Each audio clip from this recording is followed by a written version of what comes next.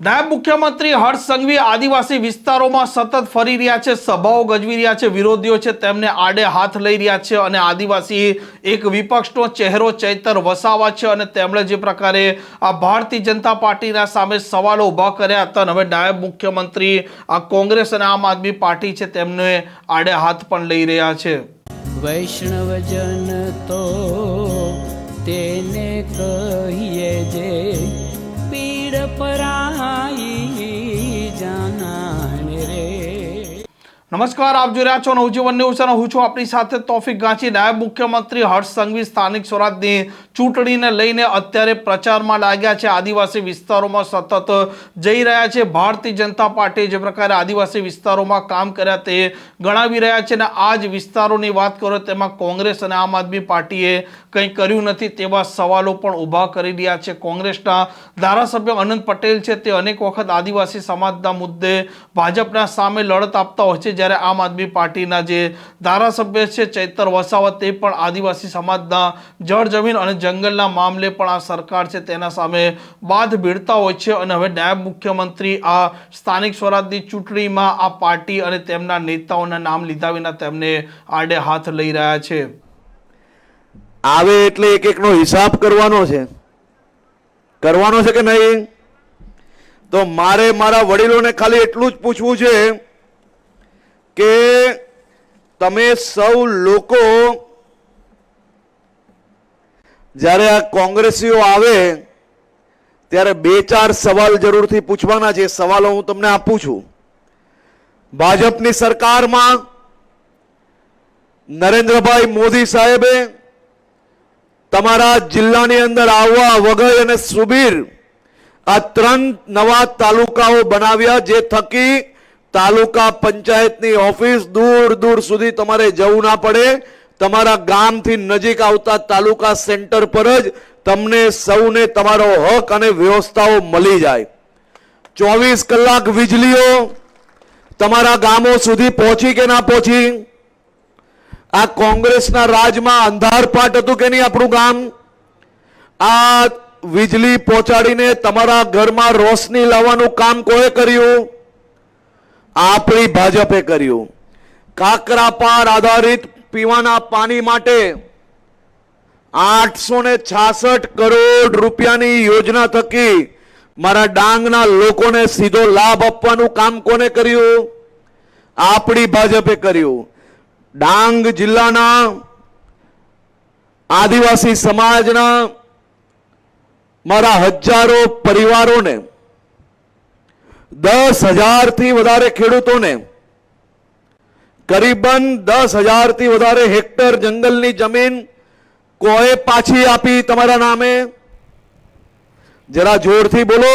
આપણી ભાજપ સરકારે. તમે રહેવા લો ભાઈ. આ આપણી ભાજપ સરકાર નહીં આવી હોત તો જંગલની જમીન કરીને તમારી જમીન ક્યારેય પાછી તમને મળતે? આ આપણી ભાજપની સરકારે તમને પાછી આપી. આ આપણા આવવા અને વઘઈમાં લાઇબ્રેરી થકી તમારા દીકરા દીકરીને ભણતર પ્રાપ્ત થઈ શકે તે માટે ભારતીય જનતા પાર્ટી દ્વારા નવી લાઇબ્રેરીઓ બનાવવામાં આવી. વઘઈ અને સુબીરમાં નવી કોલેજો બનાવવામાં આવી. આવવા ખાતે આદિવાસી સાંસ્કૃતિક ભવન બનાવવામાં આવ્યો.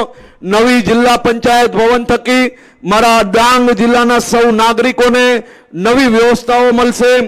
અહીંયા કેટલાય લોકો દરરોજ ક્યાંક ને ક્યાંક સરકારી કચેરીમાં કામ માટે જતા હશે. સરકારી કચેરીમાં મારી બહેનો જાય, નાના નાના દીકરા દીકરીને લઈને જાય તો એને રમાડવાની વ્યવસ્થાઓથી લઈને જે આપણા વડીલો છે તેના માટે લિફ્ટની વ્યવસ્થાઓ થકી આપ સૌ લોકોને કોઈ બી પ્રકારની તકલીફ ના પડે એવી વ્યવસ્થા કરવી પડે કે ના કરવી પડે? તો એવી જ વ્યવસ્થાઓ કરવા માટે તમારી આ ભારતીય જનતા પાર્ટીની ટીમ કામ કરી રહી છે.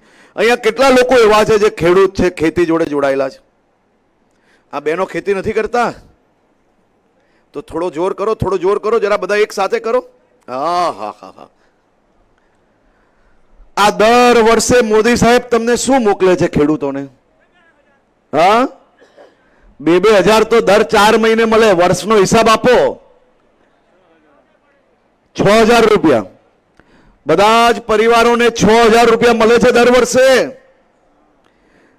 મળે છે કે નથી મળતા? તો આ કોણ તમને મોકલે છે? જરા જોરથી બોલો, જેને ના મળતા હોય ના બોલે ભાઈ. આ કોણ મોકલે છે તમને 6,000 રૂપિયા દર વર્ષે? અને આ મોદી સાહેબ આવ્યા એની પહેલા 1,000 રૂપિયા તમને આવતા હતા ક્યારેય?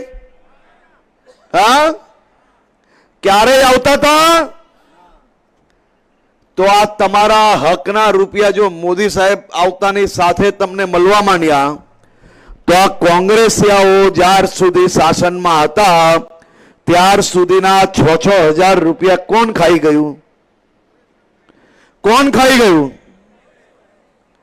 તો આ કોંગ્રેસીઓ હવે તમારા ગામમાં આવે તો આપણે એને પૂછવું પડે કે ના પૂછવું પડે કે આ 70 વર્ષ સુધી આ દેશ પર તમે રાજ કર્યું અને આ 70 વર્ષ પ્રમાણે મારા 6,000 રૂપિયા પ્રમાણે મને પાછા રૂપિયા આપો અને મારો મત લઈ જાઓ, એવું માંગવું પડે કે ના માંગવું પડે? ખાલી 100 રૂપિયા લઈને આવશે તમારી પાસે મત માંગવા. કેટલા? આ કોંગ્રેસિયાઓ તમારા હકના વર્ષોથી જે રૂપિયા ખાઈ ગયા છે તે જ રૂપિયામાંથી જે વ્યાજ મળે ને એ વ્યાજનો બી 100મા ભાગમાં 100 રૂપિયામાં તમારો મત વેચાતો લેવા આવશે. એને અપાય મત? અપાય? એને શું કહેવાય? કેટલા વર્ષના રૂપિયા પાછા માંગવા પડે? 70 વર્ષથી 6,000 રૂપિયા જે ખાઈ ગયેલા તે પાછા માંગવા પડે કે ના માંગવા પડે? અને ડાંગ જિલ્લામાં તો ક્યારેક કોંગ્રેસ, ક્યારે ભાજપ, ક્યારેક કોંગ્રેસ, કઈ બી કરીને આમ તેમ કરીને જે લોકો દોડા દોડ કરે છે એને પૂછજો કે અમારા ભાગના રૂપિયા જે કોંગ્રેસે ખાધેલા તેમાં તમારા ભાગે જે પાછા આવેલા તે રૂપિયા અમને પાછા આપી લો, પછી જ આવજો હવે અમારી પાસે. બોલો ભારત માતા કી. બધા પાસે માંગવો પડે ને હિસાબ, કે નહીં માંગવાનો? પોતે મહેલો બનાવતા જાય, પોતે નવા નવા ચારે દિશામાં નવા પ્રોજેક્ટો કરતા જાય, બધું ભેગું કરતા જાય અને ડાંગના લોકોને ઉલ્લુ બનાવે. એ મારા ડાંગના આદિવાસી ભાઈઓ ઉલ્લુ બનવા વાળા નથી ભાઈ. આપણે આ મજૂરી કોના માટે કરીએ છીએ? આપણા માટે કરીએ છીએ કે એ લોકો માટે કરીએ છીએ? આ દરરોજ આદિવાસીઓના નામે રાજનીતિ કરીને પોતાના મહેલો બનાવી લે આ કોંગ્રેસિયાઓ, તો એને સીધા કરવા પડશે કે નહીં કરવા પડશે?